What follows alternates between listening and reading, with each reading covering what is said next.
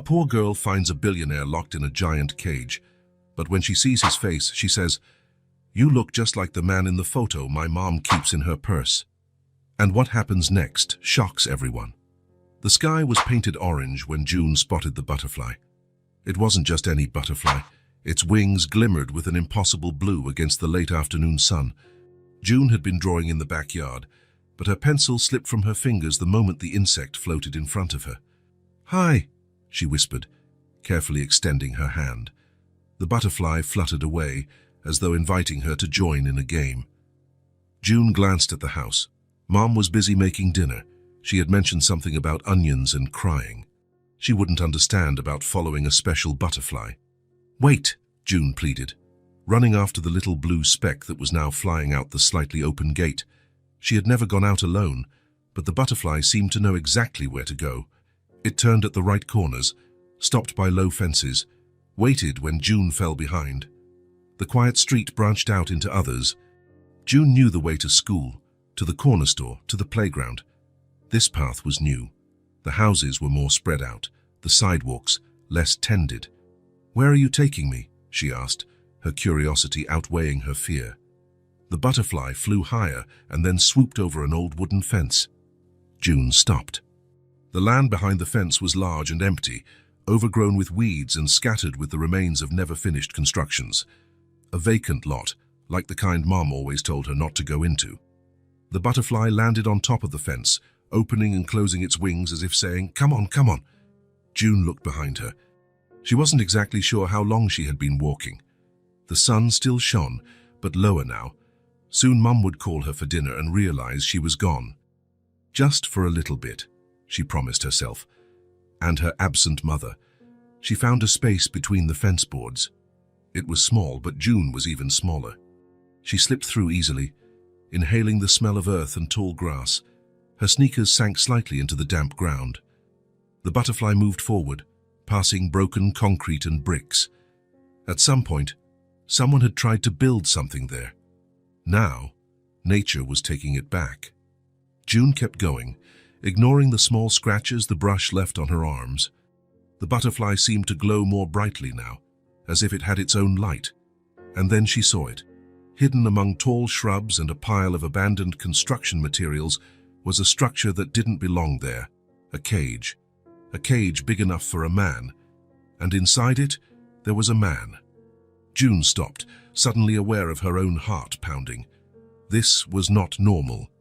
People didn't stay in cages. People stayed in houses, in offices, in stores, not in rusty cages hidden in empty lots. She should run. She should go back home. She should tell an adult. But the man moved. Just a bit. A slow movement, like every inch took great effort. He was sitting on the dirty floor, his back against the bars. The most striking thing to June was that, even in that terrible place, he wore a dark suit and a tie, now stained and torn, as if he had been taken straight from an important meeting to that makeshift prison. The blue butterfly flew in circles around the cage, as though showing June what it had led her there to find. Then it landed delicately on a wildflower growing between the stones. The man opened his eyes, tired eyes that took a few seconds to focus on the small figure standing a few yards away. June did not run. Something in those eyes felt familiar, and sad, and lost. "Hi," she said, in the same voice she used to speak to the butterfly. "You're hurt." It wasn't a question. It was obvious that he was... The man tried to sit up straighter, adjusting his soiled tie in a reflex gesture. His lips were cracked, his skin far too pale beneath stubble that needed shaving. Who are you?" His voice came out rough, like he hadn't spoken in a long time. "June," she answered, taking a small step forward. "Why are you in a cage?" "Is it a game?" The man shook his head slowly. "No, it's not a game." He swallowed with difficulty. You shouldn't be out here by yourself. It's dangerous." June tilted her head, confused. "But you're here." "Not by choice," he said, trying to smile, but managing only a tug of his lips, revealing a broken tooth. The tie, once perfectly aligned, now hung loose and stained around his neck. June moved a bit closer. There was something about his face, something that made her childish mind search for a memory. "You look like the man in the photo my mom keeps in her purse," she said suddenly, eyes wide at the discovery. The man froze. His eyes, which had been half closed in pain, opened completely. "What? Who is your mother?" "Mom is Mom," June answered, with a child's simple logic. "Her name is Nora. She has a photo of you in her wallet. You're smiling in the picture." The man grabbed the cage bars with injured hands, his fingers trembling, the thin fabric of his dress shirt tearing further with the sudden movement. "Nora," he repeated the name like a prayer. "Nora White." June nodded, surprised. "You know my mom." He took a deep breath, as if trying to take in the information. His gaze roamed over June's face, her cheeks, her nose, her eyes. Something in that look made June feel strange, like he was searching for someone else in her. "June," he said finally, his voice stronger now, "please, get help. Tell your mom you found me. Tell her I'm alive." "Are you sick?" June asked, noticing how weak he looked in the suit that must once have been elegant. "Yes," he answered simply, "and I need to get out of here. Will you do that for me? Will you tell your mum you found a man who looks like the one in her photo?" June nodded firmly. Helping sick people was the right thing to do. Mum always said so. "I'll bring Mom," she promised, already turning to go. "Wait," the man called out. How did you find me?" June pointed to the blue butterfly, still resting on the wildflower. "She showed me the way." And before the man could say anything else, June ran back across the lot, slipping through the broken fence, trying to remember the way she had come. The sun was dropping faster and faster. Shadows were lengthening. June ran even quicker, a new kind of fear growing in her chest. Not fear of the man in the cage, but fear she might fail to help him in time. Nora looked at the clock for the third time in 5 minutes. A cold hand seemed to squeeze her heart. June was late. 15 minutes since she had called her from the backyard. 15 minutes of silence. "June!" she shouted again from the back door, her voice jumping an octave with rising panic. The backyard was empty. A drawing lay abandoned on the ground. The gate stood ajar. "No, no, no," Nora muttered, running to the gate. The quiet suburban street stretched out in both directions, with no sign of her daughter. She was about to run left, toward Sandra's house, her neighbor, where June sometimes played, when she heard a voice. "Mom! Mom!" June was running down the sidewalk from the right, cheeks flushed, hair sticking to her sweaty forehead, eyes wide with excitement.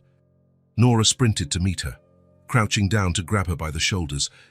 "Where were you? Don't ever do that again. I was—" The words died as she noticed the scratches on her daughter's arms and the dirt on her clothes. "What happened? Are you hurt?" June shook her head, still trying to catch her breath. "No, I'm not hurt, but he is. Mom, there's a man in a cage. He needs help." Nora blinked, trying to process the words. "A man in a—" "What are you talking about, June?" "A blue butterfly showed me the way. There's a big lot, with tall grass, and he's there, in a cage." June's words tumbled out, as fast as her racing heart. "He's hurt, Mom, and really skinny. He's wearing a suit, all dirty." Nora stood up slowly, gripping June's hand firmly. "June, this is very serious. You really saw someone locked up. This wasn't a game or something you imagined." "It's real, Mom. He talked to me. He asked me to get help." Nora felt a chill run down her spine. If it was true, but how could it be? Children imagine things all the time. Maybe June had seen a homeless person, or someone resting near a structure that looked like a cage. "And he knows you, Mom," June continued, tugging her mother's hand with urgency. "He asked if you were Nora White."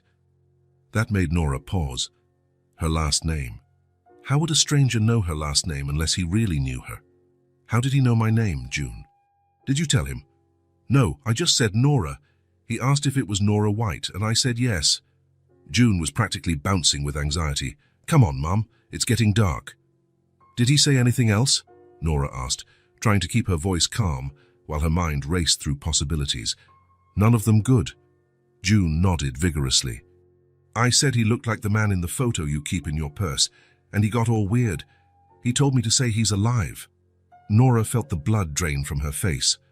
The photo in her purse, the only photo she kept, the photo she never showed anyone, but that June had once seen when looking for a tissue. "June," she said, her voice almost disappearing. "What did he look like?" "The man you saw." June thought for a second. "Tall, with a beard, but weird. Not like Uncle Mark's. And his hair is all messy. He's wearing a suit and tie, but everything is dirty. Oh, and he's hurt on his face. And skinny, really skinny." Nora swallowed hard. It could be anyone. It had to be anyone. "I'm calling the police," she said finally, guiding June inside. "You'll show them where it is, but we'll go with help. Understand?" June nodded, relieved to be believed at last. "He's going to be okay, Mum." "We hope so," Nora replied, already dialing the emergency number, her heart beating so hard she thought it might burst from her chest. Officer Thompson looked from Nora to June, clearly skeptical. "So your daughter followed a butterfly into a vacant lot and found a man locked in a cage? Put that way, it sounded like a made-up story." Nora felt her cheeks burn.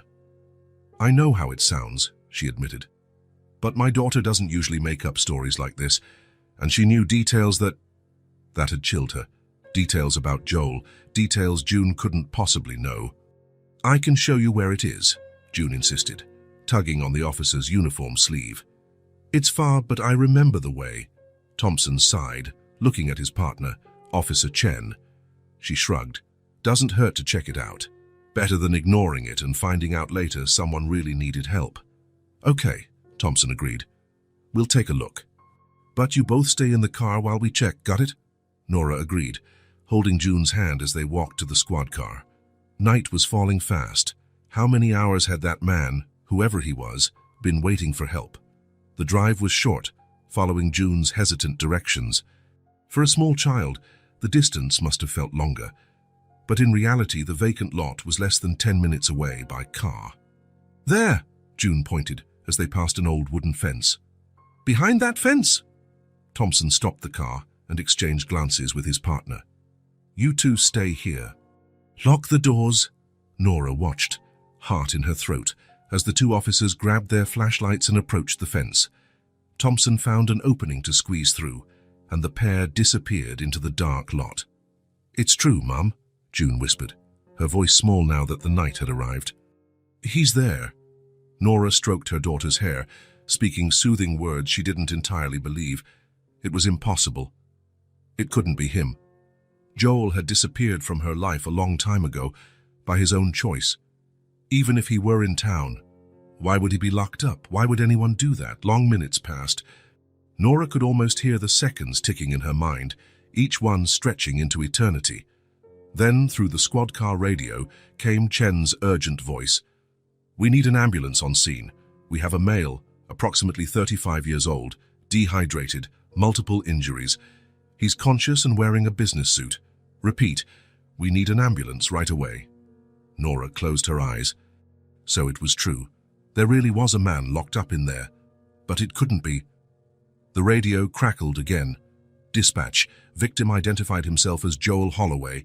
Businessman reported missing 3 weeks ago. Confirm identity." The whole world stopped. The air froze in Nora's lungs.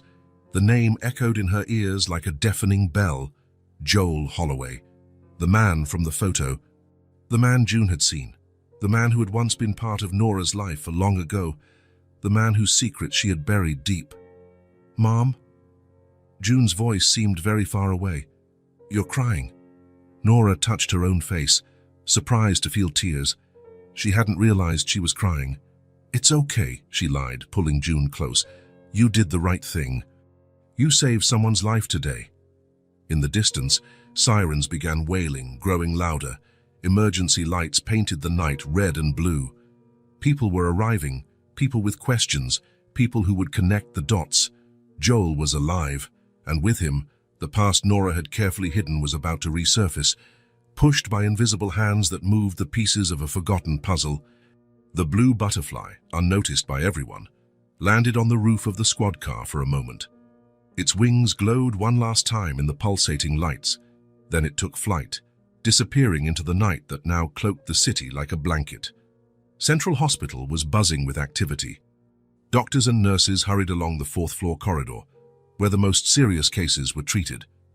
Outside room 412, 2 officers stood guard, a necessary precaution when the victim of a crime might still be in danger. Joel Holloway had arrived the previous night, dehydrated, with 3 broken ribs, a fractured wrist, and numerous bruises. The expensive suit he had on when he was found had been cut away by paramedics and replaced with a hospital gown. His tie, saved in a plastic bag with his other belongings, was the only item left of his once impeccable image as a successful executive just 3 weeks earlier. The doctors called it a miracle. Based on his condition, Joel should have died days ago. His resilience surprised even the most experienced professionals.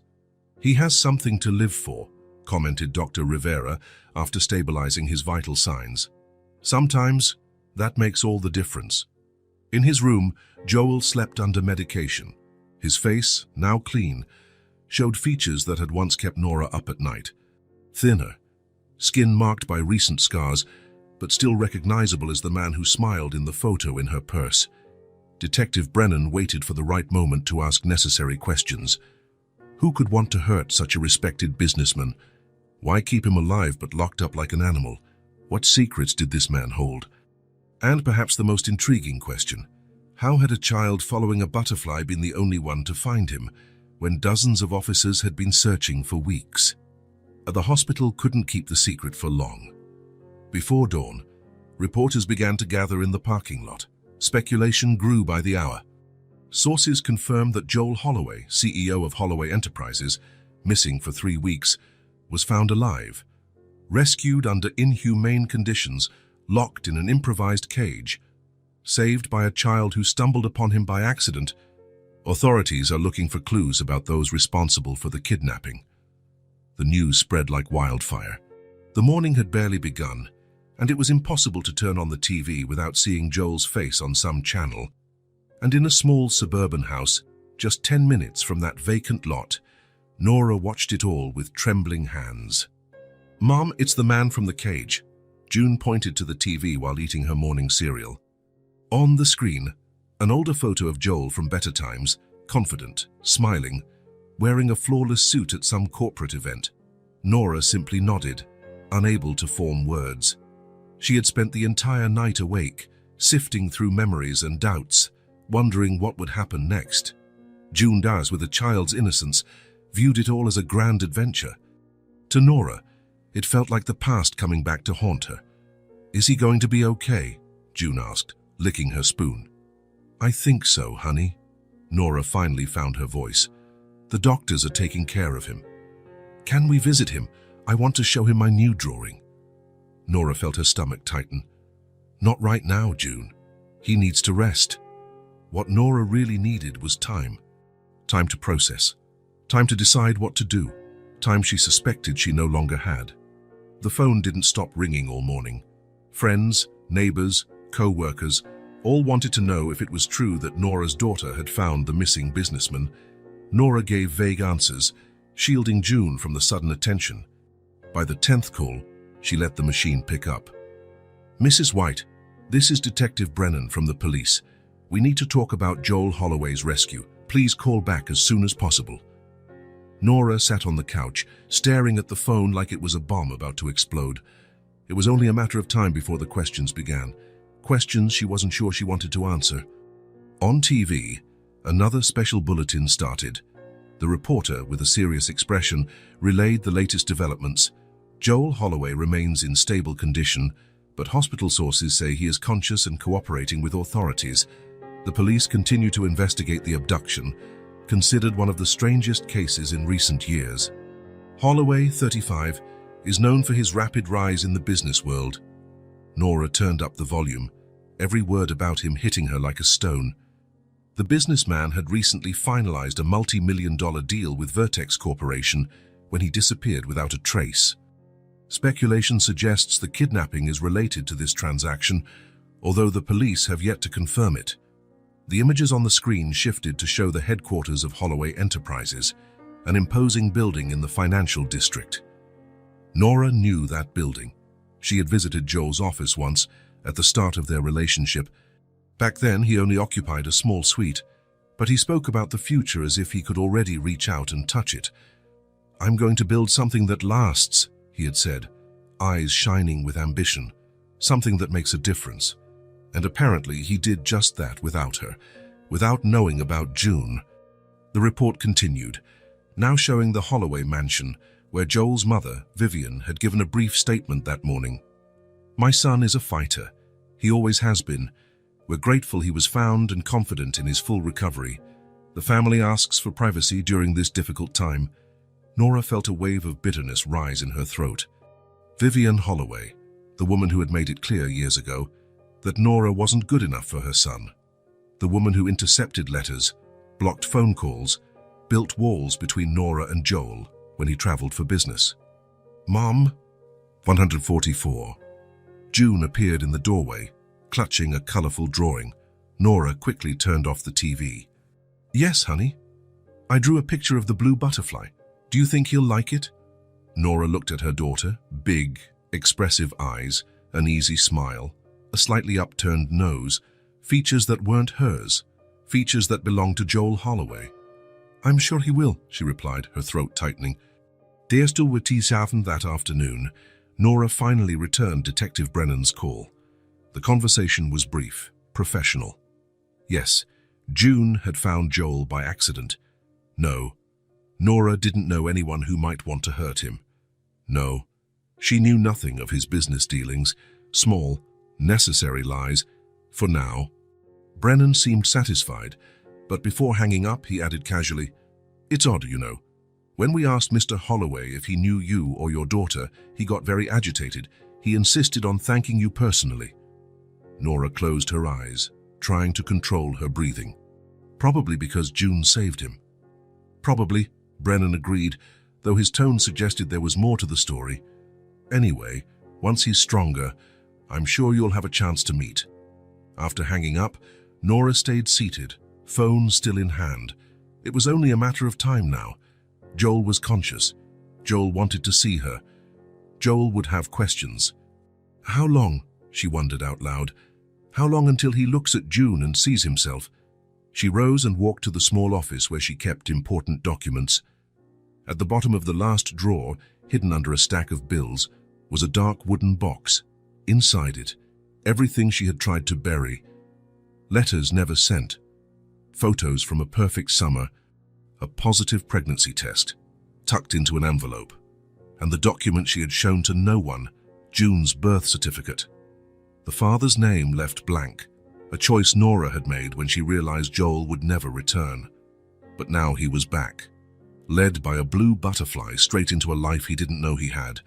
Nora shut the box firmly, as if she could trap the past inside it. But it was too late.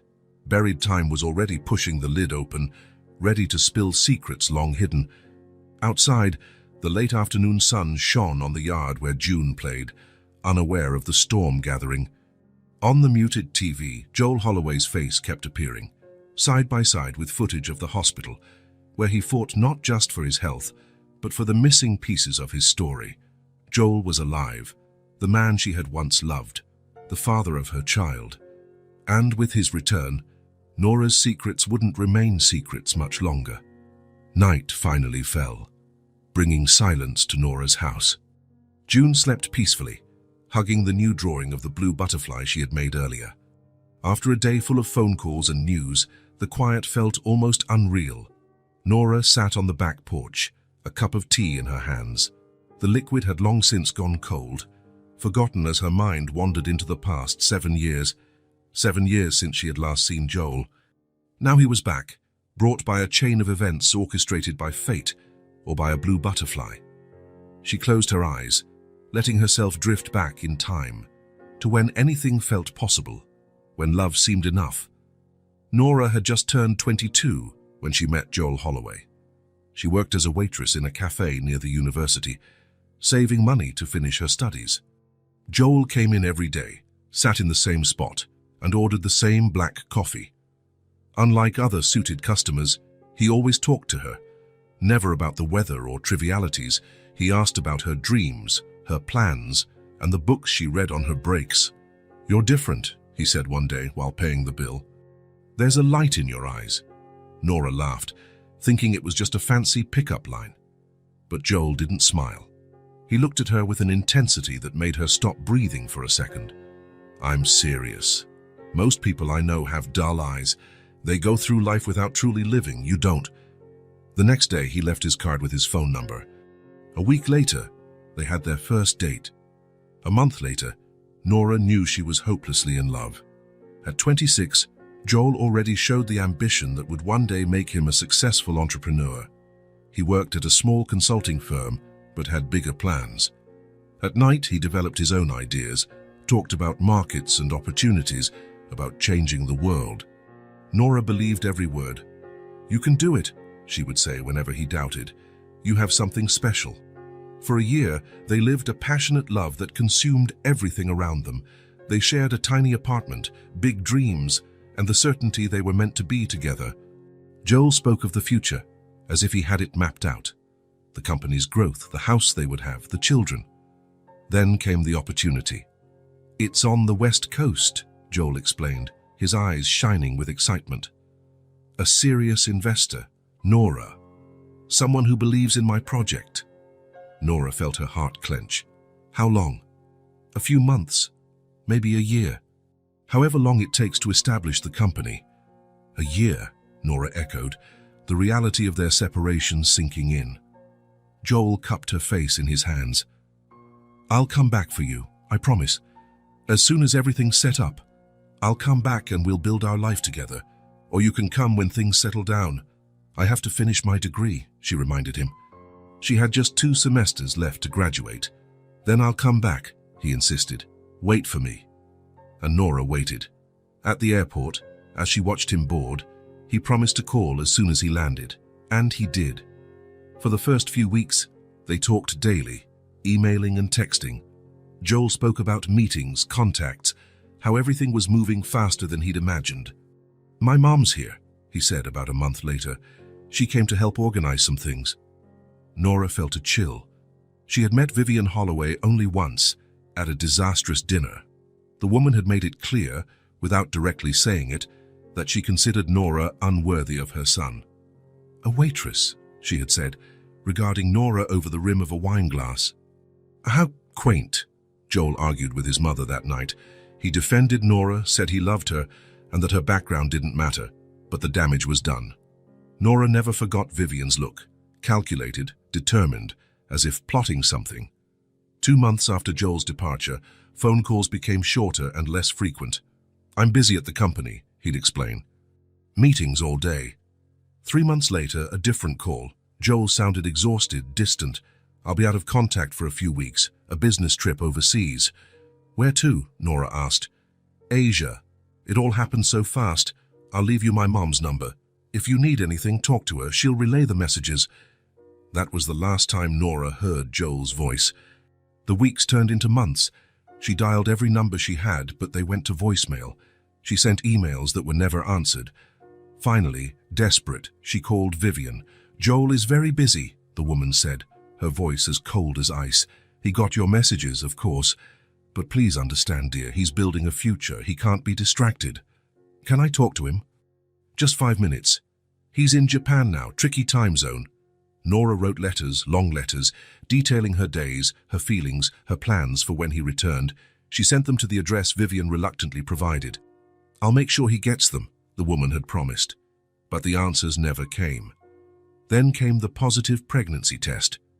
A life growing inside her, created during those last nights together before Joel left. Nora called every number she had, sent urgent messages. "We need to talk. It's important." Finally, Vivian picked up once more. "He's moved on," she said bluntly. "He thought it best not to stay in touch. You're young, Nora. You should move on too." "But I need to speak to him." "I'm pregnant." Vivian's voice grew even colder. "And how can we be sure it's his?" The accusation hit Nora like a slap. She hung up, unable to continue. In the following days, she tried a few more times, but Vivian's number had been blocked. Emails bounced back as undeliverable. The letters were returned to sender. Joel had vanished from her life as completely as if he had never existed, except for the child growing in her womb. Nora opened her eyes, returning to the present. The cup of tea was still in her hands, cold. The moon lit the small backyard. The tears she hadn't noticed before had dried on her cheeks. 7 years she had waited, not actively, not every single day, but part of her never stopped waiting. The same part that still kept that photo in her purse. She got up and walked quietly to June's room. In the darkness, she could see her daughter's shape asleep. The greatest gift Joel, unknowingly, had given her. The reason she had found the strength to go on. She raised June alone, with help from friends, working extra hours, studying late to finish her degree. She never put Joel's name on the birth certificate. If he didn't want to be part of their life, he wouldn't be forced to. But now he was back. And the truth, the one Nora held in her heart, was that she had never truly believed Joel had abandoned her by choice. Something about how everything happened felt off. The abrupt communication cut off, Vivian's cold words. Perhaps, Nora thought, lightly touching her sleeping daughter's face, perhaps it was time to find out what really happened. The invisible scars she'd carried for 7 years began to throb, reminding her of wounds never fully healed, wounds that would now have to be faced. The next morning brought a grey sky, as though even the weather was hesitant, torn between rain and sun. Nora stared at her open closet, trying to decide what to wear to the hospital. A part of her, the proud, hurt part, wanted to look good, strong, as though the last 7 years had been kind, not a constant fight. "Mom, we're going to be late," June's voice echoed down the hall. Nora grabbed a simple but elegant dress. She wasn't trying to impress anyone, she told herself. She just wanted to feel confident. June was already waiting in the living room, holding the drawing of the blue butterfly carefully folded in her small hands. She had woken earlier than usual, excited about the visit. "Do you think he'll like it?" she asked, showing the drawing for the 3rd time that morning. "I'm sure he will," Nora said, double-checking her purse to be sure they had everything. What she didn't admit to her daughter was the whirlwind of emotions swirling inside her. Fear, anger, confusion, and a small, treacherous spark of hope that refused to die, a spark that had survived 7 years of silence. The drive to the hospital was short, but it felt endless. June chattered away, oblivious to her mother's silence. She talked about the man in the cage, about how the blue butterfly had shown her the path, about how happy she was that he was getting better. "He looked so sad in that cage," June said, gazing out the car window. "Do you think he has kids?" The question hit Nora unexpectedly. I don't know, honey. Why do you ask?" June shrugged. "I just figured it must be sad to be locked in a cage far away from your family." Nora gripped the steering wheel tighter, focusing on the road. "Yes, it must be very sad." Parking the car, Nora took a deep breath, trying to organize her thoughts. "Remember what we talked about?" she asked, adjusting June's light jacket. "We'll just ask how he's doing, give him your drawing, and then we'll leave. Mr. Holloway needs to rest." June nodded, though her eyes gleamed with the hope of a longer visit. "Can I tell him about my school?" "We'll see," Nora said, making no promises. The hospital was less crowded than Nora had expected, but reporters still hovered near the main entrance. She held June's hand more tightly and used a side entrance to avoid the cameras. The first headlines about Joel's rescue continued to attract attention, though slightly less intense now. At the reception, a young nurse smiled as she recognized June from local news photos. "You're the girl who found Mr. Holloway, aren't you?" she asked, leaning over the counter. "How brave you were." June smiled shyly, while Nora explained why they were there. "Room 412, 4th floor," the nurse said. "But I think someone's with him right now." The elevator rose slowly, every floor making Nora's heart beat faster. What would she say to him? How would she explain 7 years of silence? What if he asked why she had stopped trying to reach him? "Are you nervous, Mom?" June asked, squeezing her hand. "A little," Nora admitted. "It's been a long time since I've seen Mr. Holloway." "Is he your friend?" Friend. The word felt so inadequate, so small to describe who Joel had been. We were close, a long time ago. The elevator stopped at the 4th floor. Nora straightened her dress, took a deep breath, and stepped out with June by her side. The white corridor seemed endless. Room 408, 410, and then finally 412. They had just arrived at the door when it opened.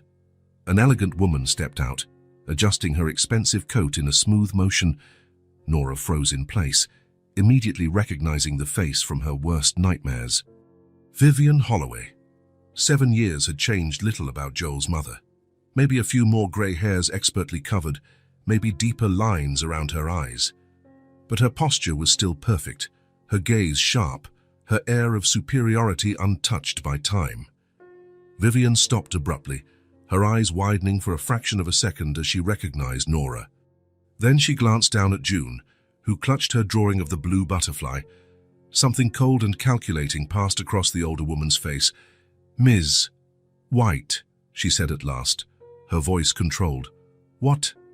A surprise?" Nora felt as if she was 17 again, being judged by those same eyes. But now there was more at stake. Her daughter was there, looking curiously at the stranger blocking the doorway.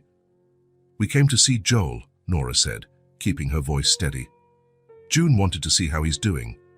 Vivian studied the girl for an uncomfortably long moment, her gaze traveling over June's face with unsettling intensity. When she spoke again, her tone was calculatedly gentle. "You must be the little heroine who found my son. How brave you were." June, usually talkative, just nodded, instinctively stepping closer to Nora. "I brought him my drawing," she said finally, holding out the folded paper. "It's the blue butterfly that showed me the way." For a moment, something flickered across Vivian's face. A hint of emotion quickly suppressed. She looked at Nora again, and all traces of warmth vanished. "Joel is resting now. The doctors just gave him medication. June just wants to give him a drawing," Nora insisted. "We won't stay long." Vivian's expression hardened, and she took a step forward, effectively blocking the entrance. Her voice dropped to an icy whisper only Nora could hear. "He's finally coming back to a normal life. We're rebuilding what was broken." Her eyes flicked quickly to June. "I won't let you show up now and complicate things." "Not this time." Nora felt blood rush to her face, anger building inside her. "He asked to see us. The detective brought us here yesterday." "A mistake," Vivian replied quickly. "Joel isn't thinking clearly after what he's been through. I'm protecting him, as I always have. As I always have. As I always." The words echoed in Nora's mind, bringing back all the suspicions she'd buried over the years. The unanswered letters, the blocked calls, the messages that never arrived. "You don't have the right to stop this visit," Nora whispered, so softly the words barely came out. "I was clear about wanting to see us." Vivian's face remained impassive, but her eyes shone with glacial determination. "You disappeared from his life for 7 years," she hissed, each word cutting like ice. "And now you appear, suddenly, with a child in tow. What's your plan exactly?" Nora met Vivian's gaze without flinching. "I'm not planning anything. June saved his life. She just wants to know if he's okay." "What a fascinating coincidence, don't you think?" Vivian's eyes narrowed slightly as she looked at June again. "Out of everyone in this city, it was your daughter who found him." The implication hung in the air between them. Nora felt her throat tighten. Vivian had always been a master at making her feel small, inadequate, and suspicious. "It was the butterfly," June chimed in, seemingly unaware of the tension between the two women. "She showed me the way." Vivian looked at the child with an expression mixing dismissal and curiosity. Then she turned back to Nora with a practiced smile. "Joel needs peace and quiet now. Not distractions from the past." "Mom," June tugged on the sleeve of Nora's dress, "can we give him the drawing now?" Before Nora could reply, Vivian turned to June with a calculated smile. "Why don't you give the drawing to me, dear? I promise I'll make sure he gets it as soon as he wakes up." June glanced up at Nora, clearly uncomfortable, clutching the paper to her chest as though protecting it. "We'd better come back another day, June," Nora said finally, placing a protective hand on her daughter's shoulder. "Mr. Holloway needs to rest right now." Vivian smiled triumphantly, then turned back to Nora with a politely distant expression. "Thank you for helping my son, but you can go now." That old contempt was there, in the subtext of her courteous dismissal, the same tone she used on the phone years ago, telling Nora Joel was too busy to speak to her. Nora swallowed, staying silent. Part of her, the young, insecure part, wanted to run away from that corridor, that hospital, those memories, but another part, the woman who had survived alone for 7 years, refused to be dismissed so easily. "Come on, June," she said finally, her voice quiet but firm. "We'll be back when Mr. Holloway is feeling better." Vivian arched an eyebrow, clearly interpreting the words as a retreat. "There's no need to bother him again. The family appreciates your concern." "He asked for us," Nora repeated, staring at Vivian. "We will come back." Something in Nora's tone made Vivian's expression shift subtly. A flash of worry, perhaps even uncertainty, crossed the older woman's face. Nora took June's hand and turned away. She could feel Vivian Holloway's gaze piercing her back as they walked along the corridor to the elevator. "Mom, why doesn't that lady like us?" June asked when they were far enough away. Nora sighed, searching for words simple enough to explain something so complicated. "Some people are very protective of those they love." "But we just wanted to give him a drawing," June insisted, her child's logic unable to grasp adult complexities. "I know, sweetheart." Nora squeezed her hand. "Maybe we can try again another day." As they waited for the elevator, Nora glanced back one last time. Vivian still stood there, a sentinel at the door of room 412, guarding Joel as she always had, keeping Nora at bay as she always tried to do.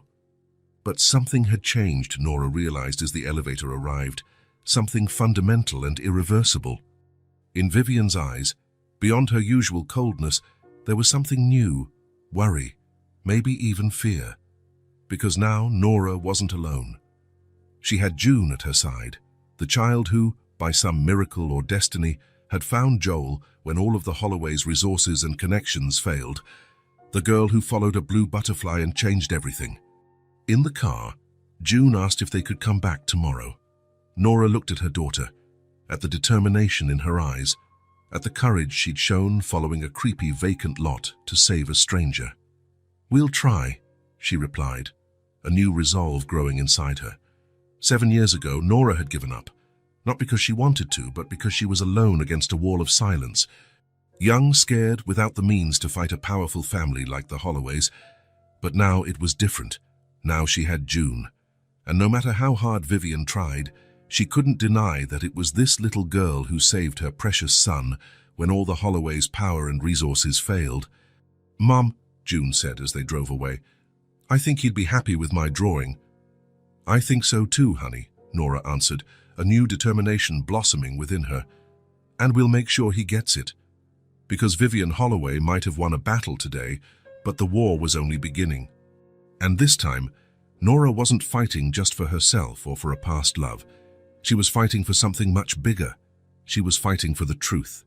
The hospital room seemed smaller every day. Joel Holloway, sitting on the edge of his bed, gazed out the window at the world beyond, a world he had nearly lost forever. 3 weeks in the darkness of that rusty cage had taught him to value the simplest things: sunlight, wind on his face, the freedom to simply walk, and faces, especially 2 faces he couldn't get out of his mind. "Mr. Holloway, your medication." The nurse entered with a cup of water and some pills. It was the 5th week of recovery, and the doctors mentioned he might be discharged in a few days. Joel swallowed the pills mechanically, still gazing out the window. "Thank you, Claire." When she left, Joel picked up his new phone. His old one had vanished along with him on the day of the kidnapping. He scrolled to a recently added contact, Marcus Daniels, private investigator. He typed a brief message. "Any updates?" The answer came minutes later. "Address confirmed. We'll send details soon." Joel closed his eyes, feeling both relief and apprehension. Ever since he'd learned that Nora and June had tried to visit, and that his mother had blocked them, as he'd discovered through a talkative nurse, he knew he had to find them again. The door opened, and his mother walked in, elegant as ever, carrying a folder of documents. "The doctors say you might be discharged in 2 days," Vivian announced, placing the folder on the table. "Everything is ready for your return. The house is prepared, security's been tightened, and I've arranged appointments with the best specialists to continue your treatment." Joel nodded, without enthusiasm. Since Nora's thwarted visit, something had shifted between him and his mother. A heavy silence, unasked questions floating in the air. "You stopped Nora and her daughter from visiting me," he said at last, without looking at her. Vivian paused in the middle of straightening the papers. "You needed rest, not complications from the past reappearing suddenly. As you've always done, right?" "What are you talking about?" Joel finally turned to face her. 7 years ago. The letters, the calls. "You always stood in the way." Vivian's face hardened. "I did what was best for you. That girl was a distraction from your goals. Look how far you've come without her." "Look where I ended up," Joel repeated bitterly, pointing at the bruises still marring his body. "A successful businessman who almost died in a cage, alone." "Joel, I've let you control my life for too long, Mother." His voice was calm but resolute. "I'm not going to let that happen again." Vivian studied her son, seeing something different in him. The near-death experience had changed something fundamental in Joel Holloway. The son who always followed her advice, trusted her decisions, was now looking at her with new eyes. "What do you plan to do?" she asked at last. "Start over," he replied simply. "Fix what was broken. Reclaim the lost time." "With her, after 7 years?" Vivian shook her head. "People change, Joel. She's not the same girl you knew." A slight smile touched Joel's lips. "You're right. She's not. She's a woman who raised an amazing daughter, a daughter who saved my life when no one else could." Vivian grabbed her purse, clearly uncomfortable with the direction of the conversation. "Get some rest. We'll discuss this when you're thinking more clearly." After she left, Joel checked his phone again. Another message from Marcus Daniels. An address, a discreet photo of a yellow house with a small front yard, and a schedule when Nora usually arrived home from work, when June returned from school. Information that, in the wrong hands, would be invasive, but for Joel it was a map to a lost treasure. 2 days later, Joel was discharged. He declined his mother's offer to stay at the Holloway mansion. Instead, he took a cab to the hotel where his driver had left a car for him, a simple model, nothing like the luxury vehicles he used to drive. "Are you sure you're well enough to drive, Mr. Holloway?" the hotel receptionist asked, noticing Joel's still cautious movements. "I'm fine," he replied, though his wrist, just freed from its cast, still ached when he gripped the steering wheel. The address was in a quiet neighborhood about 20 minutes from downtown. Tree-lined streets, modest but well-kept homes, a place where kids could ride bikes on the sidewalks without worry. Joel parked at a safe distance and watched the yellow house. It was mid-afternoon on a Wednesday. According to Marcus's information, June would be coming home from school soon, walking with a small group of children and a monitor. While waiting, he opened the glove compartment and took out a small package wrapped in blue paper. He had ordered the gift by phone, asking an assistant to buy and deliver it to his hotel. 20 minutes later, a group of kids appeared around the corner. Joel immediately recognized June, the same dark hair, the same energetic stride. She wore a blue school uniform and carried a colorful backpack. The group stopped at the corner, and the children began to scatter, each heading to their house.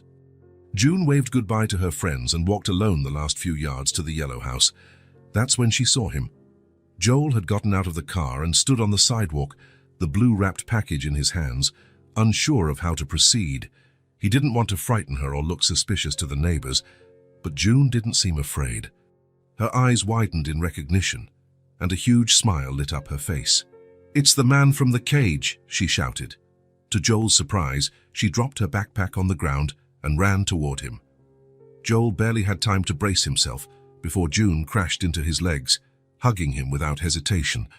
The pain in his still healing ribs was overshadowed by the wave of emotion that swept over him. "You're better," June exclaimed, looking up at him with shining eyes. "You're not in the cage anymore." Joel laughed, genuinely touched by her enthusiastic welcome. No, I'm not in the cage anymore. The doctors fixed me up. Did you come to see our house? June asked, taking his hand naturally as if they were old friends. I came to see you and your mum, he admitted honestly. Is she home? June shook her head. She'll be back later. But Mrs. Peterson is here. She pointed to the house next door. She stays with me after school until Mum gets home.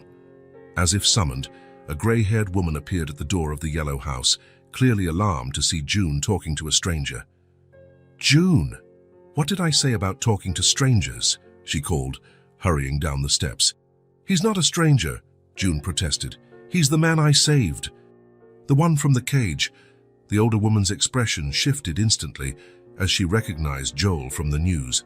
Oh, Mr. Holloway, forgive me. I didn't. Don't worry, Joel said kindly. You're right to be cautious. Mrs. Peterson seemed torn between following safety protocols and acknowledging the unusual situation. June, come inside. Your mum will be here in an hour. But he came to visit us, Joel interjected gently. I can come back later when Ms. White is home. I don't want to cause any trouble. Stay, June insisted, still holding his hand. Mrs. Peterson makes chocolate chip cookies on Wednesdays. They're the best. The older woman blushed slightly but then smiled. Well, considering the circumstances, maybe you'd like to wait on the porch for Mrs. White. I can bring you some coffee if you'd like.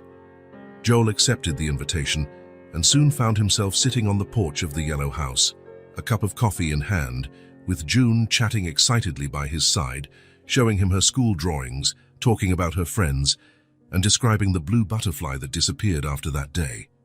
Mom said it went back to the forest, explained June, munching on a cookie. But I think it came just to lead me to you. Then it left because its job was done. Joel smiled, touched by her childlike logic. Then I owe a double thank you, to the butterfly and to you. An hour later, a car pulled up in front of the house. Joel's heart raced when Nora stepped out, carrying a work folder and grocery bags. She didn't see him immediately. She opened the trunk, grabbed more bags. June ran toward her, practically bouncing with excitement.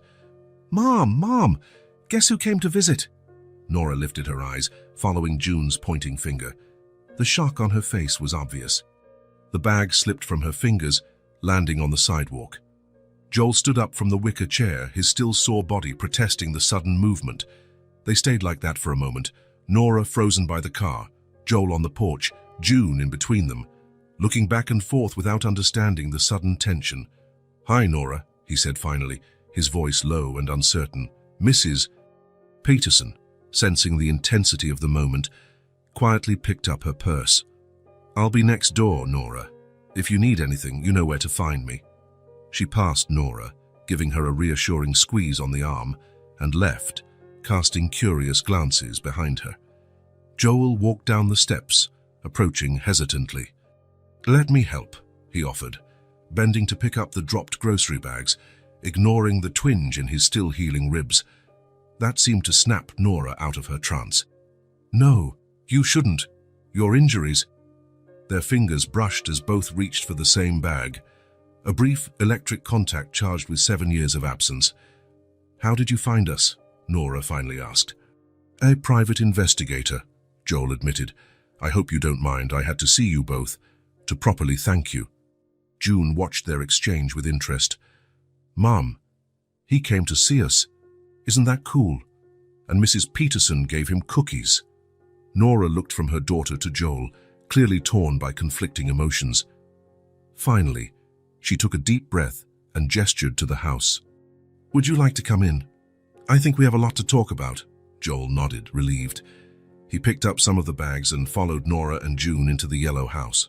The interior was exactly how Joel imagined, a cozy space with personal touches everywhere, photos of June on the walls, children's books piled on a low shelf, a sofa with colorful cushions.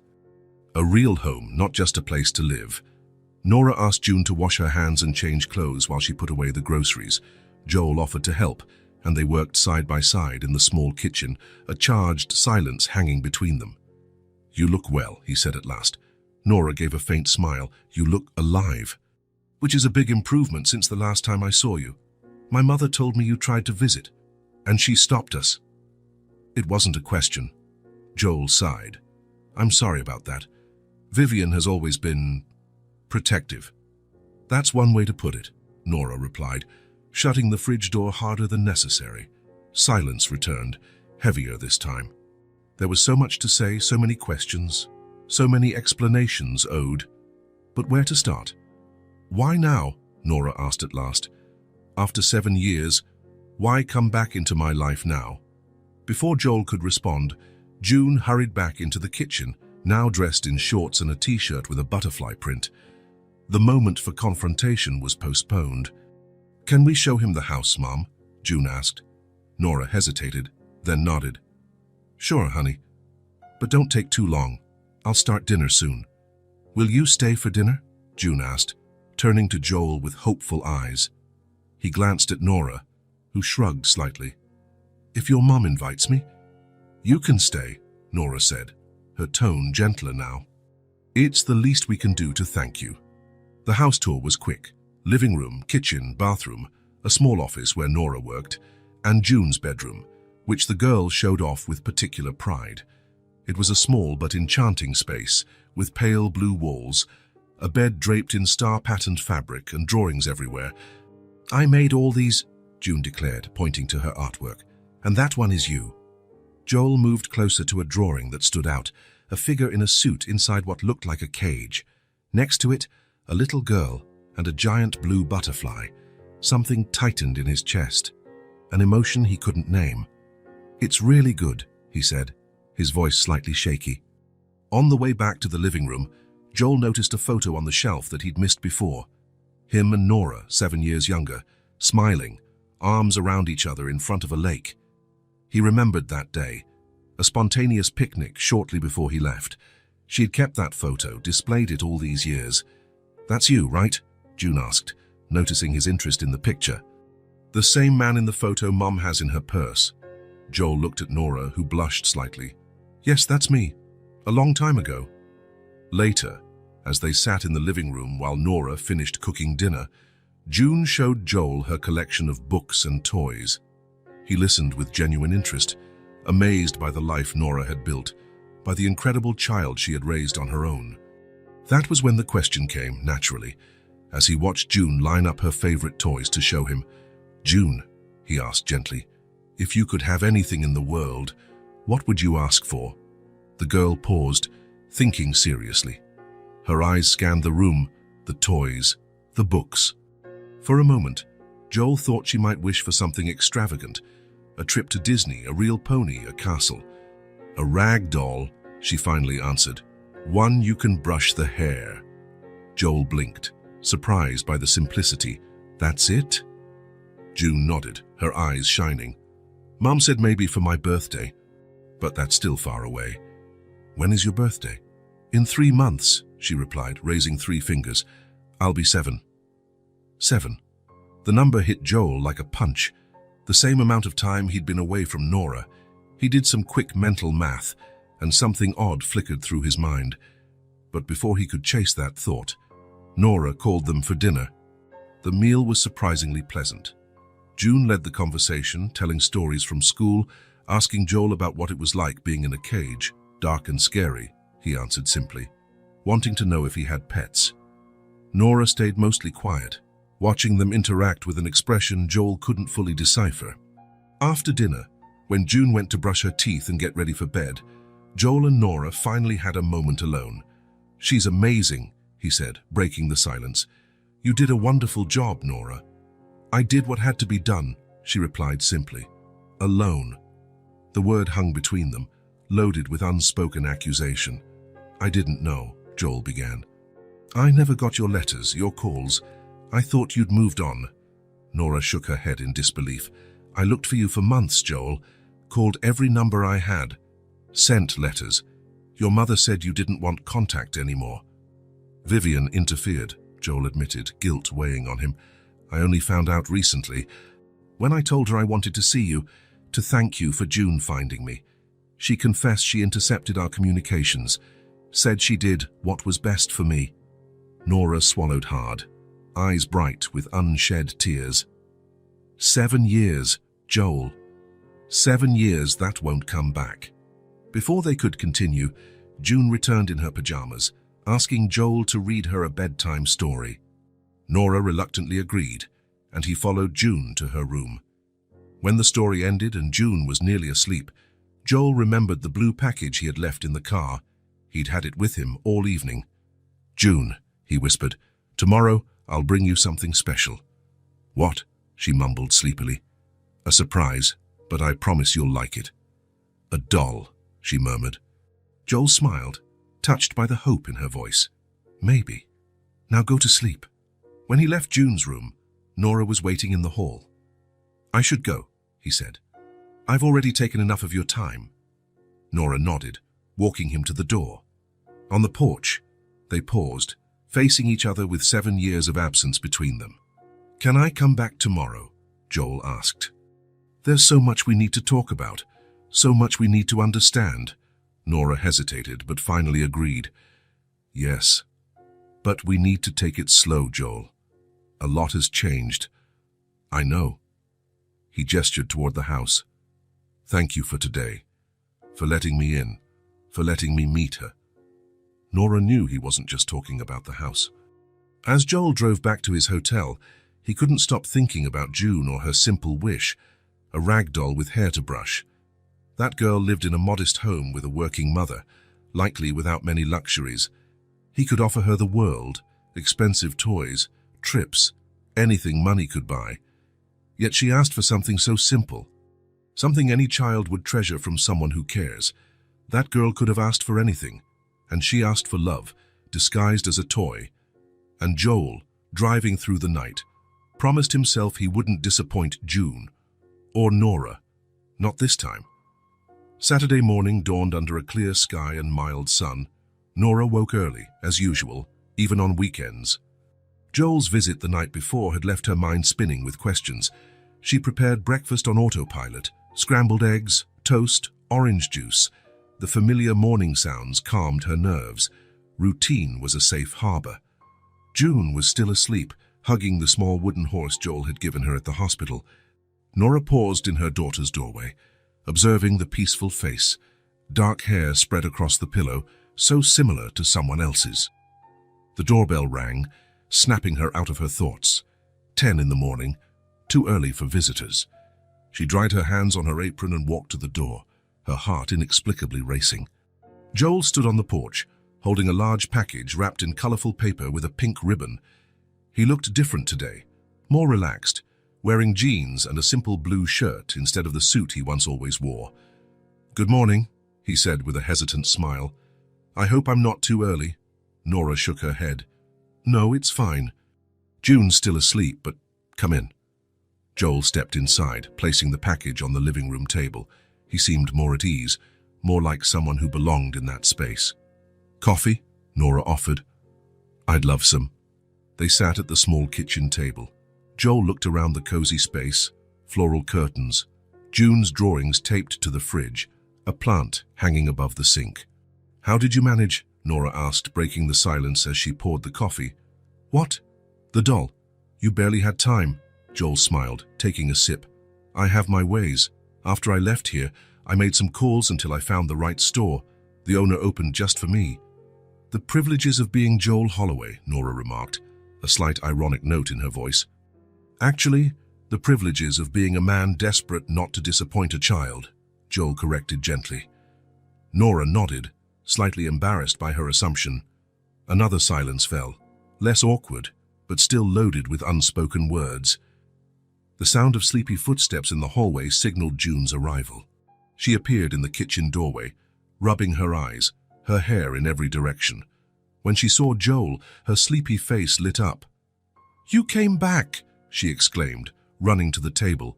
"I promised I would, didn't I?" Joel smiled, surprised when June climbed into the chair beside him without hesitation. "There's something for you in the living room," he said, exchanging a quick glance with Nora. "Really? What is it?"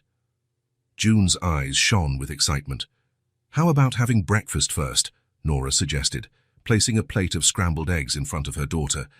"But, Mom, your mother's right," Joel intervened gently. The surprise isn't going anywhere. June, reluctantly convinced, devoured her breakfast at impressive speed. In record time, her plate was empty. Done! Can I see it now? Nora and Joel shared an amused look.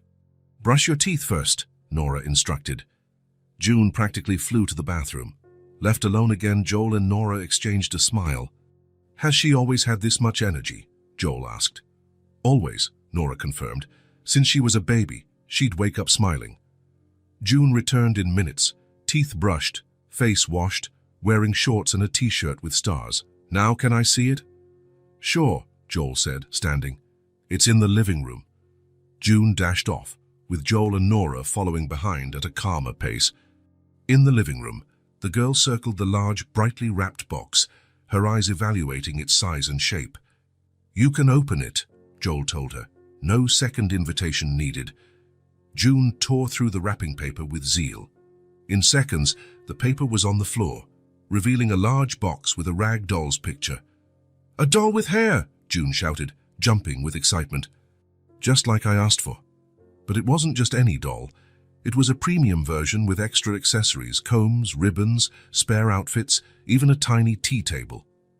Open it, hurry, June pleaded, barely able to contain her excitement. Joel knelt beside her, ignoring the stab of pain in his still recovering ribs, and helped her pull the doll from the box. Together they removed it, a handmade creation of soft fabric, long yarn hair, embroidered eyes, and a meticulously detailed dress. She's beautiful, June whispered, cradling the doll in awe. I'll call her Blue, like the butterfly. Joel smiled, touched by the connection.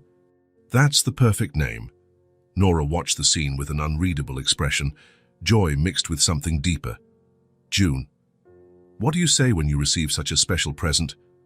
Thank you, June exclaimed, throwing her arms around Joel in a sudden hug that nearly knocked him over.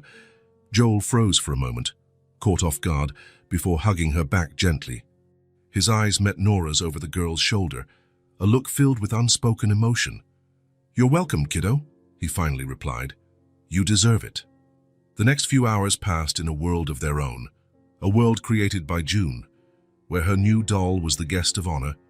Joel let himself be pulled into that universe without resistance, leaving behind the successful businessman to become just another participant in children's play.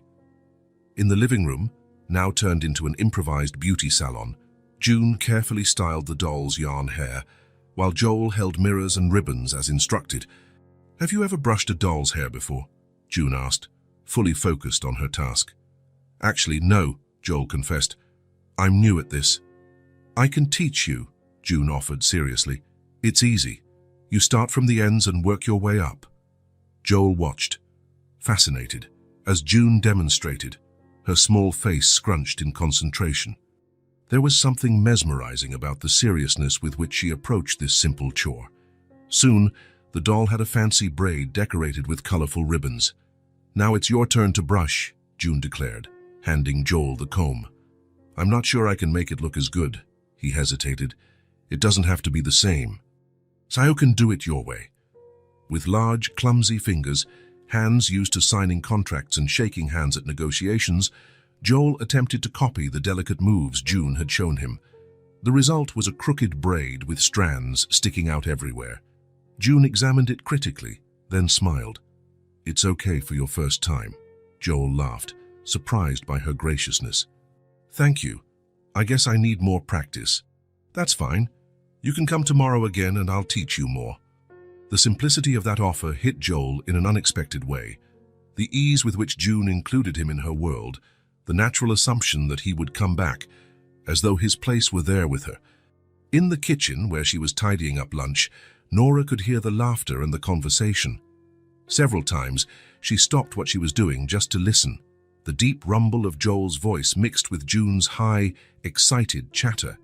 A harmony she had never heard before, but that sounded strangely familiar. After lunch, the game evolved into an imaginary tea party. Joel sat in a chair too small for his frame. Wearing a paper hat June insisted was essential for the occasion. The doll, Blue, took the place of honor with her new hairstyle, while June served tea in empty cups and offered pretend cookies on plastic plates. More tea, sir? June asked in an affected voice, holding a tiny toy teapot. Yes, please, madam, Joel replied, playing along so seriously that June burst into giggles at every line. From the kitchen window, Nora watched. Joel Holloway, the powerful businessman, perched on a child's chair wearing a paper hat, pretending to drink tea with a 6-year-old girl and her cloth doll. That was when the tears began. Silent, unexpected, rolling down her cheeks without warning. Nora braced herself against the sink, letting the emotion flow. They weren't just tears of sadness, though there was pain. Pain for 7 lost years, for moments like this that never were. They were also tears of relief, from an old wound finally exposed to the air. For the first time, she saw them as she had once dreamed in the early months of pregnancy, when she still believed Joel would return, father and daughter, bonded by something deeper than words or knowledge, an invisible connection that even 7 years apart hadn't erased. Nora quickly wiped her face when she heard June calling her name, inviting her to join the tea party. She put on a smile and went to the living room, sitting on the floor with them, accepting an empty cup and complimenting Joel's paper hat. The afternoon passed with games, stories, and laughter. June showed Joel her favorite books, her drawings, her collections of colorful stones and dried leaves. Joel listened with genuine fascination, asking questions, treating each small treasure as if they were as valuable as the multi-million-dollar deals he once managed. And maybe they were. And the sun was setting, painting the sky orange. By the time June finally gave in to exhaustion, dozing off on the couch with the doll Blue clutched firmly, Joel covered her with a light blanket Nora handed him. She had quite a day, he observed, looking at the sleeping girl. I guess we wore her out. You made her very happy, Nora replied. I've never seen her so excited about someone. Joel felt warmth fill his chest. She's an incredible kid, Nora. You did an amazing job. Nora gestured toward the porch. Want to get some air? June will probably sleep for a while. The porch of the yellow house was small but welcoming, 2 wicker chairs side by side, hanging plants overhead, garden lights that automatically turned on at dusk. They sat in silence for a few minutes, watching the sky darken. Thank you for today, Nora said finally, for the gift, for spending time with her. It meant a lot to June. It meant a lot to me too, Joel replied. More than I can explain. Silence returned, more comfortable now, as if something had been settled. The lights in nearby houses began to flicker on, little yellow beacons in the growing darkness. Can I ask you something? Joel turned to face her. Sure. Why do you still keep my photo? He asked softly. June said you have one in your purse, and I saw the other on the shelf. After everything, after all the silence. Nora gazed at the horizon for a long moment before answering. Because even when everything fell apart, I needed to believe it was real. Her voice was gentle but firm. That what we had wasn't just something I made up. That the man I loved truly existed, even if he had moved on without me. Joel closed his eyes briefly, absorbing her words. I thought you'd forgotten me, he admitted. When I got no answers, when the calls stopped. I thought it was just a chapter in your life you preferred to close. Nora turned to him, surprised. I never stopped trying to reach you, Joel. I was the one who got no answers. What do you mean? I waited. Her voice grew more intense. For months. I called every number I had. I sent letters to the address your mother gave me. Left messages with secretaries and receptionists. Nothing. Total silence.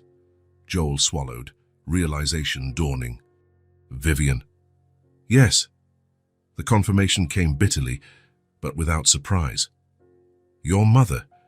She told me you had chosen to move on, that you didn't want contact, that you had other priorities now. She lied. Joel's voice hardened. I never got your letters. I never knew about your calls. When I asked about you, she said you'd stopped looking for me.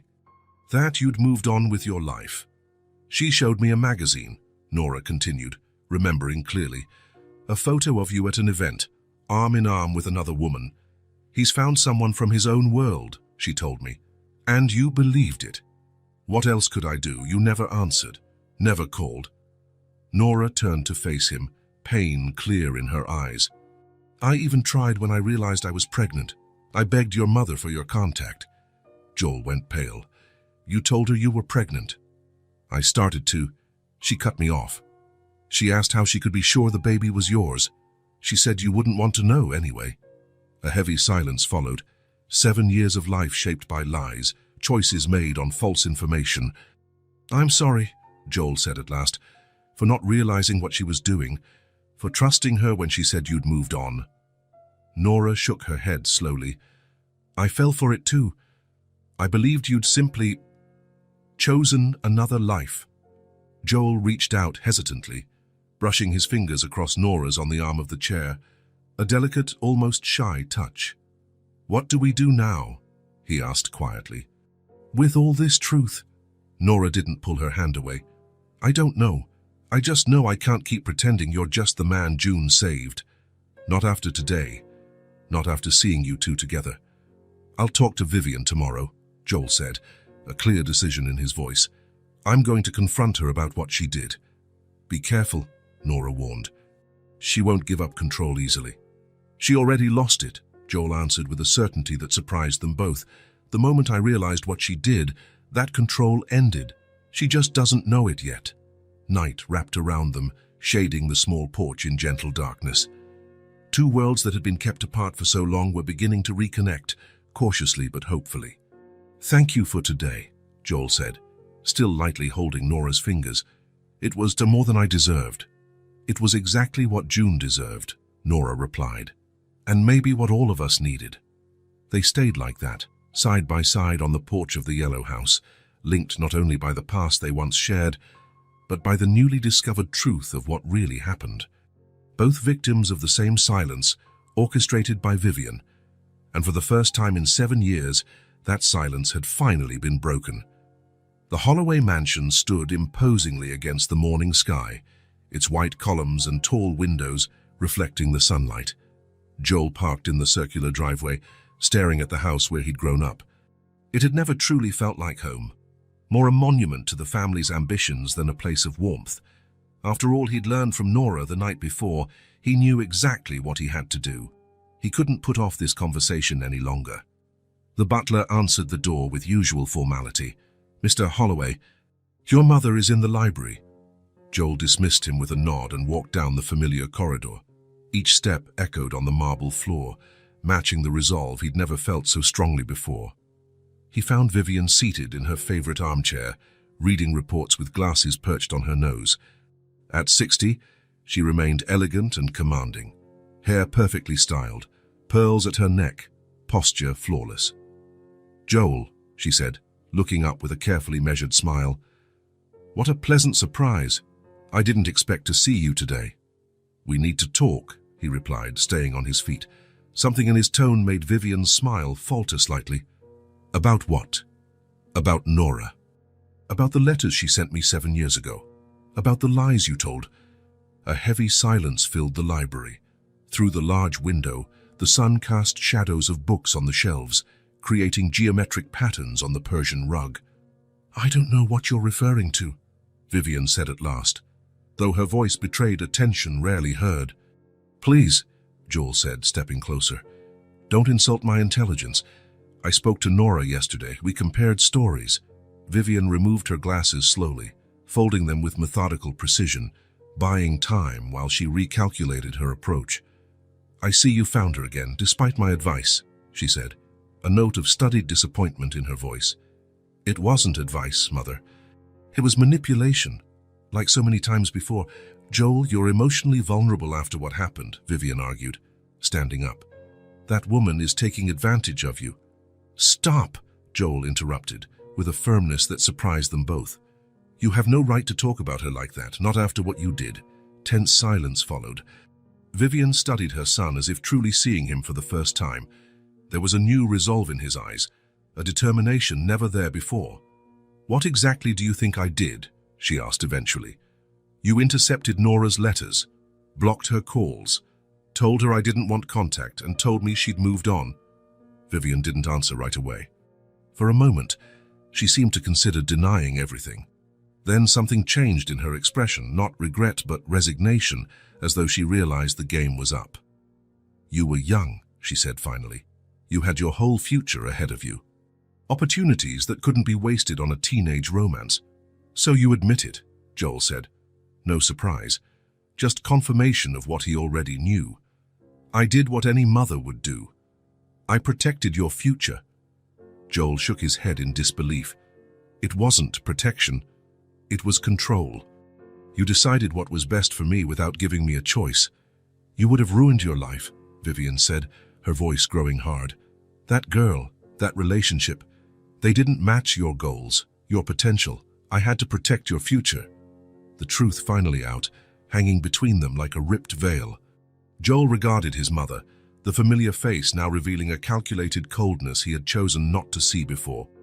"And in doing so, you destroyed what I most wanted to live," he replied, voice low but firm. Vivian stepped closer, touching his arm, a maternal gesture she often used to calm disagreements, to regain control. "Look at everything you've accomplished, Joel. The company, the success, the respect, everything we dreamed of." "Everything you dreamed of," he corrected, pulling away from her touch. "You never asked what I truly wanted. You were too young to know what you wanted? And now, am I still too young? Do I still need you to decide what's best for me?" Joel walked to the window, looking out at the meticulously designed gardens, so controlled, so artificial, like the life his mother had planned. "How many other decisions did you make for me?" he asked. "How many opportunities, relationships, experiences did you filter because they didn't fit your vision of my life?" Vivian's silence was answer enough. "I'm going to pack my things," Joel said, heading toward the door. "I'm not coming back to this house." "Where will you stay?" Panic bled into her voice. "With that woman? With that child? My decisions are no longer your concern." "Joel, please," Vivian persisted, following him down the corridor. "Think about what you're doing. Don't throw away everything we've built over sentimentality." Joel stopped, turning to face her one last time. There was no anger in his gaze, just a surprising calm. "I'm not throwing anything away. I'm starting to build something for myself. Something real." He climbed the stairs to his old room, gathering some clothes and personal items into a single suitcase. When he came back down, Vivian was waiting in the foyer, composed, but with eyes that betrayed her worry. "You'll regret this," she said as Joel walked to the door, "when you realize the mistake you're making. The only mistake I made was letting you decide my life for so long." Leaving the Holloway mansion, Joel felt the weight of decades of expectations fall from his shoulders. For the first time in his adult life, he was genuinely making his own choice, and it was the most liberating thing he'd ever experienced. Rain fell in sheets when Detective Brennan called Joel. 3 days had passed since his confrontation with Vivian, and Joel was staying at a hotel near Nora's house. Though she'd offered the guest room, they agreed they needed time, for June, for themselves, to process all that was happening. "Mr. Holloway," Brennan's voice sounded urgent. "We have new developments in your case, significant ones. Can you come to the police station today?" "Did you find out who was behind the kidnapping?" Joel's heart sped up. "We'd prefer to talk in person, and you might want to bring your lawyer." An hour later, Joel and his corporate attorney, Martin Wells, walked through the doors of the Central Police Station. The place was bustling, typical of a Monday afternoon, but Joel hardly noticed the commotion. His mind was set on one thing, finally learning who had kept him captive for 3 weeks. Brennan received them in a meeting room, not a typical interrogation space. A good sign, Joel thought. Next to him sat Marcus Daniels, the private investigator Joel had hired to find Nora and also investigate the abduction alongside the police. "Mr. Holloway, Mr. Wells, thank you for coming so quickly," Brennan began, placing a thick folder on the table. "We've been working with Mr. Daniels for the past 48 hours, and the results are surprising." Marcus leaned forward. "Joel, we know who did this, and we have solid proof." "Who?" Joel almost whispered the question. Brennan slid a photograph across the table.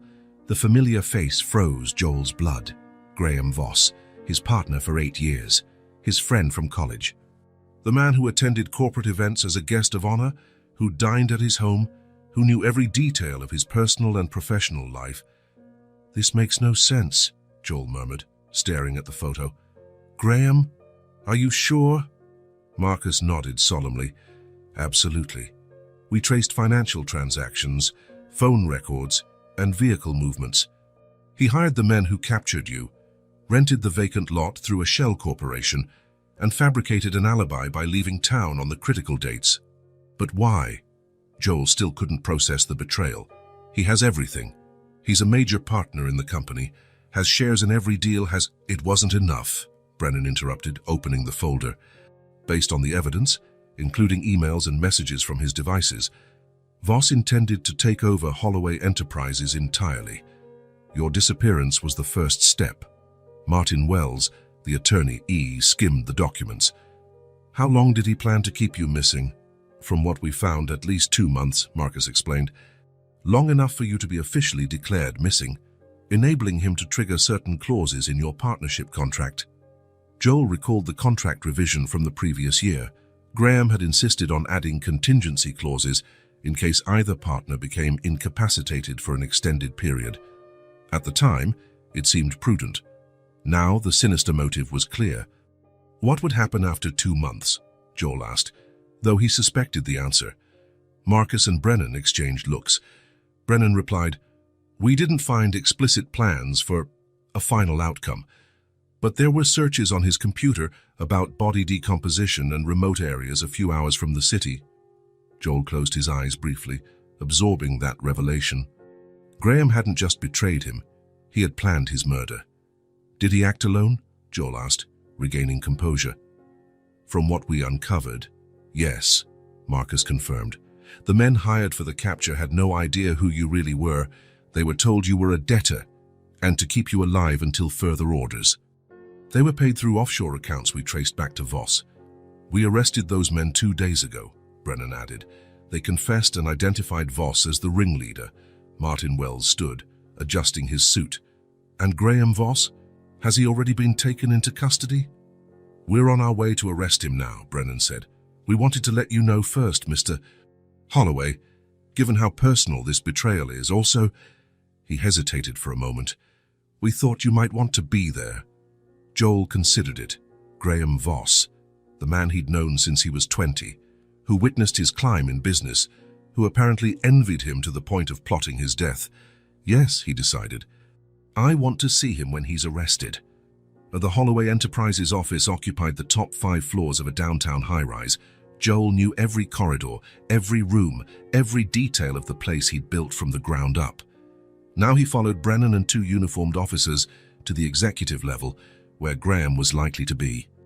The receptionist's eyes widened at the sight of Joel entering with the police. "Mr. Holloway, we didn't know you'd be in today." "Is Graham in his office?" Joel asked, ignoring the curious stares of employees starting to gather. Yes, in a meeting with the finance department," the young woman stuttered. Joel motioned to Brennan, who moved forward with the officers. In the main conference room, Graham Voss was standing by a PowerPoint presentation, gesturing animatedly to a group of executives. At the sight of Joel, he paled. "Joel," he said, forcing a smile.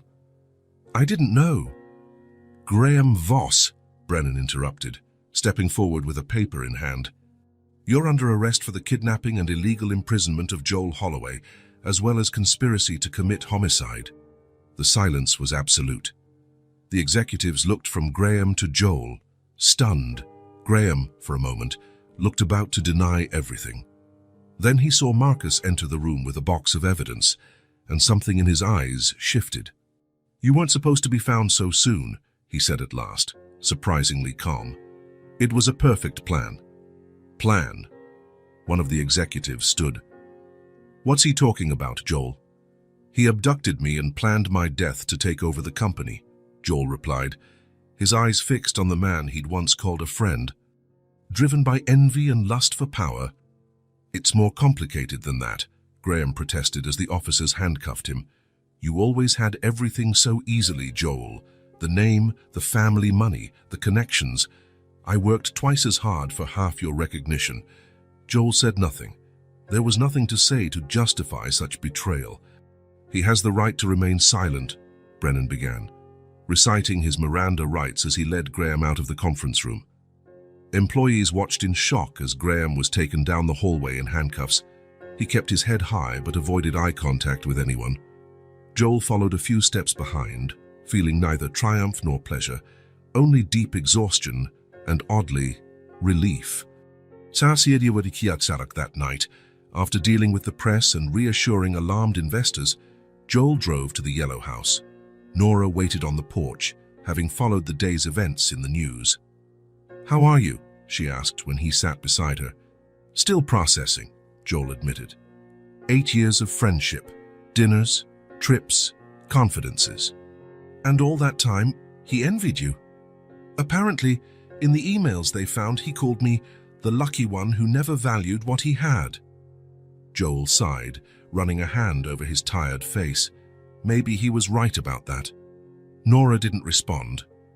There were no easy answers for a betrayal that deep. The front door opened, and June came out in her pajamas, holding the doll Blue. "Mom said you had news," she said, sitting on the step below them. Joel exchanged a glance with Nora, who nodded slightly. "Yes," he answered, choosing his words carefully. "We found out who put me in that cage. It was someone I thought was my friend, but he wanted to take my place and keep my things." June frowned, taking in the complexity only children can. "And he went to jail, like in the books." "Yes, he was arrested. The police found all the proof." "So it's over?" Joel glanced at the night sky, at the stars shining after the day's rain. He pictured Graham being led to a cell, Vivian isolated in her mansion, the lost years that would never return. "It's over," he said finally. "What?" June asked, hugging her doll. Joel looked at Nora, then at June, feeling a clarity he hadn't felt in a long time. "The dark part of the story," he said softly. "Now we can start a new chapter." June seemed satisfied. For her, it was simple. The villains were defeated, the hero was safe, and life would be better going forward. Joel envied that simplicity, that childlike certainty. Summer arrived in full force, painting the sky a brilliant blue and flooding gardens with bursts of color. 4 months had passed since Graham Voss's arrest, 4 months of change, adjustments, and discovery. The city park was crowded on that sunny Sunday. Families spread out on the lawns, kids chased kites, couples strolled hand in hand along shaded paths. In a quieter corner, under the shelter of a large oak tree, Joel spread out a checkered blanket on the grass. "Is this a good spot?" he asked, looking at Nora carrying the picnic basket. "Perfect," she answered, setting the basket down. "Just enough shade, but we can still see the lake." June ran ahead a few yards, chasing a dragonfly hovering over wildflowers. Her bright laughter rang in the air, so carefree that everyone nearby smiled automatically. "June, come help us set up," Nora called, taking containers of food from the basket. The girl raced back, cheeks flushed with sun and excitement. In the past few months, June had blossomed even more. Joel's consistent presence in her life had added a new layer of security and happiness.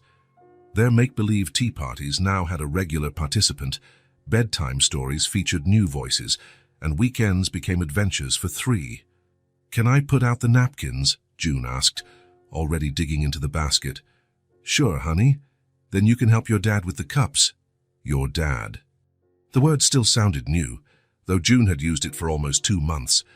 Joel vividly remembered the day she asked, over breakfast, if she could call him that. Nora had frozen, coffee cup halfway to her lips, waiting for his response.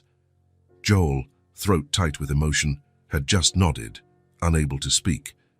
The transition hadn't been easy. After Graham's trial, where he pleaded guilty in exchange for a lighter sentence, Joel had divided his time between rebuilding the company and building a relationship with his new family. At first, they had regular dinners and weekends together. Then came nights spent on the couch when bedtime stories ran late.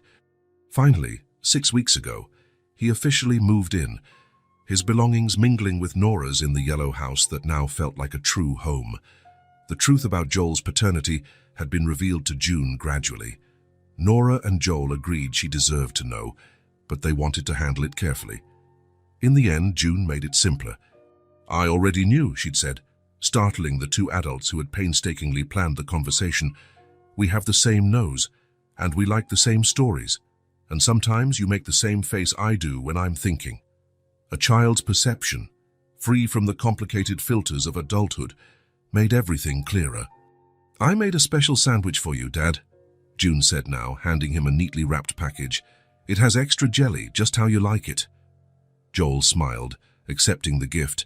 "Thank you, sweetheart. It looks delicious."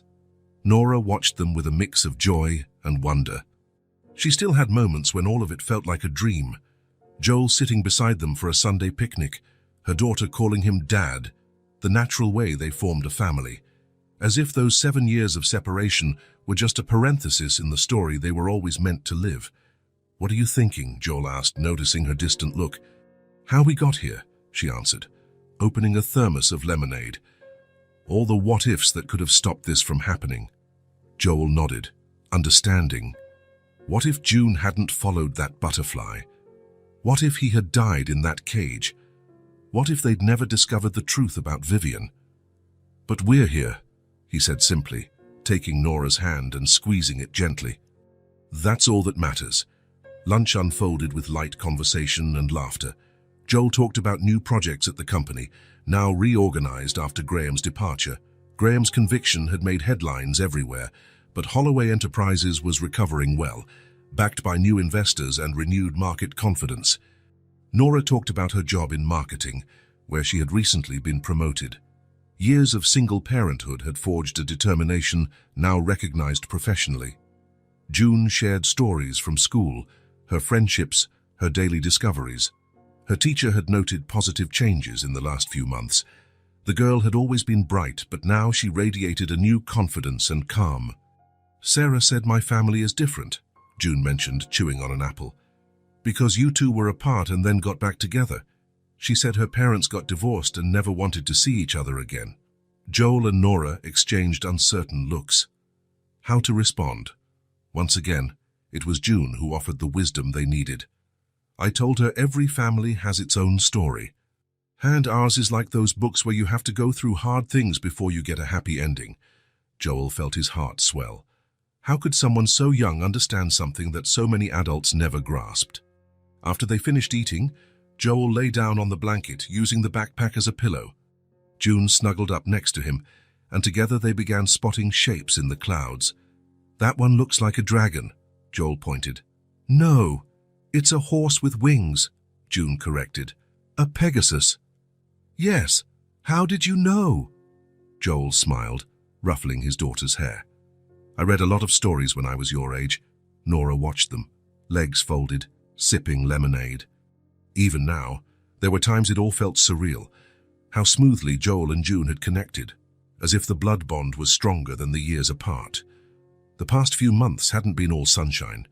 There had been tough adjustments, painful conversations, and moments of insecurity. Vivian was still a sensitive topic. Although she'd attempted to reconcile, the relationship remained tense. Trust, once broken, takes time to mend. Joel insisted on family therapy. "I don't want to repeat old mistakes," he'd explained. "I want to do this right." It proved a wise choice. The sessions helped the three of them navigate the complex waters of becoming a family again. Practicalities of merging two adult lives also posed challenges. Nora, used to making all decisions alone, sometimes struggled to share responsibilities. Joel, accustomed to independence, occasionally felt out of place in the routines Nora and June had established. But day by day, small hurdles were overcome, and the new dynamic became more natural. Suddenly, June stood up, her eyes wide as she stared at something above them. "Look, look," she cried, pointing at the air. "It's her, the blue butterfly." Joel and Nora followed her gaze. Floating gracefully over the nearby flowers was a butterfly with bright blue wings, shimmering like pieces of the sky in the sunlight. "Do you think it's the same one?" Nora asked, getting to her feet for a better look. "I'm sure." June took a few steps toward it, which didn't fly away. "It's the same one that led me to Dad that day." Joel joined them, watching the butterfly circle above the three of them. almost as if inspecting the newly united family. "She knew," June said with absolute conviction, unique to children. "She took me right to you." The butterfly landed briefly on a nearby flower, opening and closing its wings slowly, as if acknowledging June's words. "Maybe she came to check if we did a good job," Joel suggested, draping his arm around Nora's shoulders. "If we fixed what was broken, did we?" June asked, looking between them. Nora smiled, her eyes meeting Joel's. Wordlessly, she slipped her hand into his, their fingers interlacing, an easy habit formed over the past few months. "Yes," Nora answered, "but we didn't fix it to make things how they were before. We built something new," Joel added. "Something stronger." The butterfly lifted off again, circling the little family one last time before rising into the sky, its brilliant blue wings blending with the infinite blue above. June waved goodbye, as though the butterfly could see the gesture. "Thank you," she whispered to the wind. Joel reflected on the symbolism of that tiny creature, a seemingly fragile insect that had changed the course of 3 lives with its whimsical flight. Could there be a purpose to that? Or was it just chance at work in mysterious ways? Whatever the answer, he felt deeply grateful. On the drive home, June dozed off in the back seat, worn out from running in the sun. Nora was at the wheel, while Joel gazed out the window, admiring the familiar streets of the neighborhood he now called home. "What are you thinking?" Nora asked, noticing his reflective silence. "How lucky we are," he replied. "How many people get a second chance like we did?" "It wasn't just luck," Nora said softly. "It was also choice. You could have taken another path when you learned the truth." Joel nodded, understanding what she meant. It wasn't only destiny that had reunited them. Not just that. It was June's bravery in following a butterfly, Nora's persistence in keeping that photo, Joel's resolve in facing his mother and choosing his own path. It was the courage to look back, confront the past honestly, and still choose to move forward. Together. When they arrived at the yellow house, the place that now belonged to all 3 of them, Joel carried the sleeping June inside. Nora followed with the picnic basket, watching how gently he removed her shoes before covering her with a light blanket. Later, they sat on the porch under a starry sky, and Joel held Nora's hand between his own. "Thank you," he said simply. "For what?" "For not giving up, for raising our daughter with so much love, for letting me come back." Nora leaned her head on his shoulder, her body fitting naturally against his as though they were made for each other. The Holloway family had returned, not to what they were before, but to something new, something stronger, built on love, truth, and conscious choice. And somewhere, perhaps, a blue butterfly watched, content with a job well done. If this story touched your heart, subscribe to the channel and turn on notifications so you don't miss the next ones. Leave a like, because it helps this story get recommended to more people. See you in the next story.